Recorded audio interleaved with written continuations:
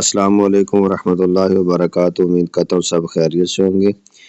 ایک نیا سبق لے کر حاضر ہوں۔ سورۃ بقرہ آیت نمبر 89۔ اللہ ارشاد فرماتا ہے فَلَمَّا جَاءَهُمْ كِتَابٌ مِّنْ عِندِ اللَّهِ مُصَدِّقٌ لِّمَا مَعَهُمْ وَكَانُوا مِن قَبْلُ يَسْتَفْتِحُونَ عَلَى الَّذِينَ كَفَرُوا فَلَمَّا جَاءَهُمْ مَا عَرَفُوا كَفَرُوا بِهِ فَلَعْنَةُ اللَّهِ عَلَى الْكَافِرِينَ۔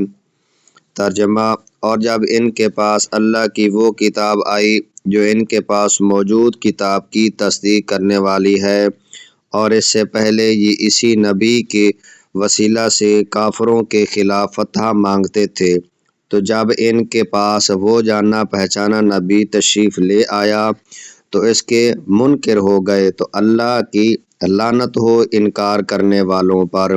اللہ عمل کی توفیق عطا فرمائے، آمین۔